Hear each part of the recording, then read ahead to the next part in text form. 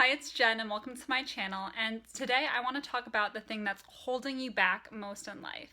This habit is something I learned about from Brooke Castillo from the Life Coach School podcast, and I will post that very podcast below.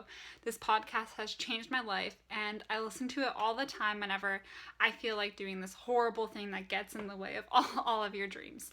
So this thing that I'm talking about is called buffering, and buffering is basically any habit that you do that gets you out of feeling negative emotions in your real life and kind of like numbs you to life.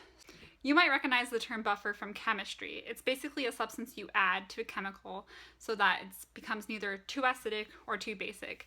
So how this relates to your mental health and just like your life is a buffer stops you from being too sad or too happy, at least in a given moment.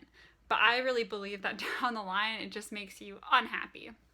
So I'm going to give the example of the buffer that has really been a big issue in my life, and then I'll go into some examples of some other buffers so you can really start to understand what a buffer is and figure out what buffer is in your life.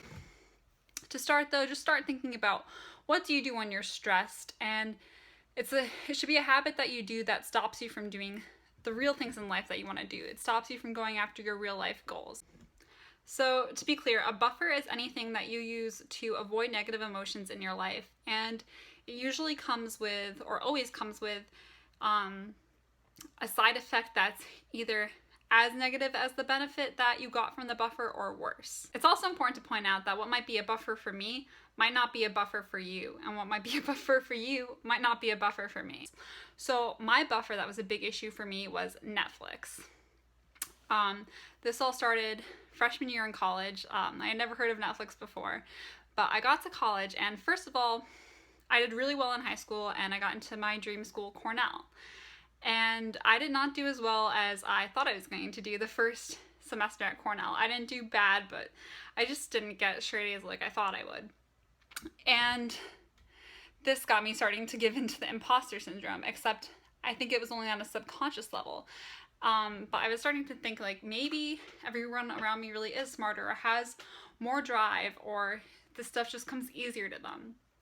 And instead of facing that problem head on and working on that and working harder in my classes, I drowned those feelings down by watching a lot of Netflix. I didn't want to face this pain of what I was feeling. And so is there anything in your life that you are using to avoid any negative things that you should probably just face head on?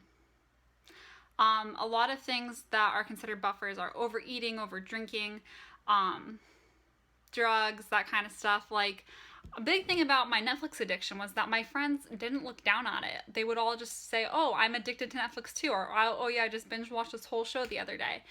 And maybe they can handle it, and maybe it's not affecting their life in a negative way, but just because other people can watch Netflix, or other people can drink, or other people can smoke a lot of weed, doesn't mean that it's not going to hurt you and it's not going to get in the way of your goals. Because Netflix definitely got in the way of my goals. It definitely wasted a lot of my time.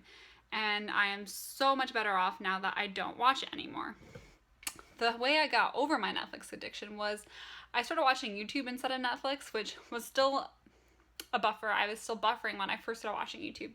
But over time, I was realizing that these people who were posting these YouTube videos were making videos, were living their lives. And I decided that I wanted to live a life. I was starting to get jealous of the people making videos, so I would start going out in life, actually doing things, and eventually made my own videos, which is really fun, and I highly recommend you do it. But I was also watching Netflix because it was more entertaining than my own life.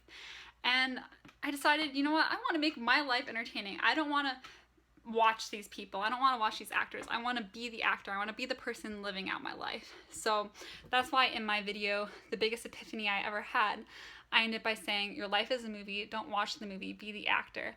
And I really believe that once you cut the things out of your life that are buffers, you will start watching your life go by, and instead you'll be living your life. So I really want you to think, what is your buffer? What is something you do when you're stressed, or what's something that you know you shouldn't be doing but you keep doing? And I urge you to cut it cold turkey. I know for me, sometimes I try to cut it down to once a week, but that still leaves me feeling unhappy and unsatisfied. So I really just don't watch Netflix anymore. Like, I watched it the other Monday and I watched 3 episodes in a row and I just felt horrible. I'm like, okay, I still can't touch Netflix. It's still too bad for me. So, what is your problem? I know, like, sometimes I also have an issue with eating too much vegan mac and cheese. It's like you really got to cut these things out that are really hurting you and really making you feel unhappy. So, people have issues with overeating, overdrinking, drugs, social media, Facebook, Instagram. What's your thing that's really holding you back? And you go to it to feel better, but sometimes you don't even feel better after doing it. I know it can be really scary to kind of give up this buffer and really start trying to go after your dream life because you feel like you're so far away from your dream life. But you really just got to drop that fear. You got to face that imposter syndrome that you might have head on.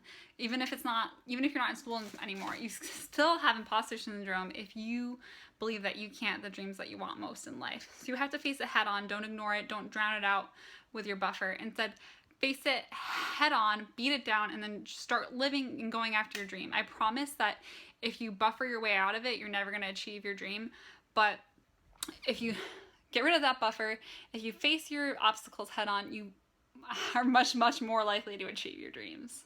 So some more examples of what a buffer is from the podcast that I'll link below is like if you eat a huge burger, you'll have like a dopamine spike, and maybe that burger will help you get over some negative thing in your life that you're trying to avoid. But then once you finish the burger, you're going to have a big dip and you're going to feel worse than how you started. Whereas if you just had a salad, you have a really tiny dopamine burst, but not much, but it never dips below baseline. So that's one example. Another example is like the person at the party who's the drunkest person. Are they having fun? Yes, but would you trade places with them to have that false happiness? I don't know.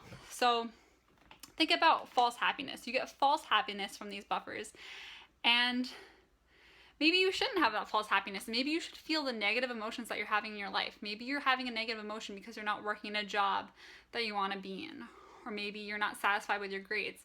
Instead of drowning it out with your buffer, face that negative emotion, cure that problem, and move on. I hope this video has been helpful for you. Please write in the comments below what your buffer is. I really, really want to know. And I think that by acknowledging it, you can start facing it head on. Like this video if you liked it, share it with anyone that you think might benefit from it, and subscribe if you want to see more. My channel is all about me trying to give you tools that I've learned to make you live your best life. Namaste means I see the light in you, and I really do. I see the light in you. I want to bring it out. So, namaste. All right, bye.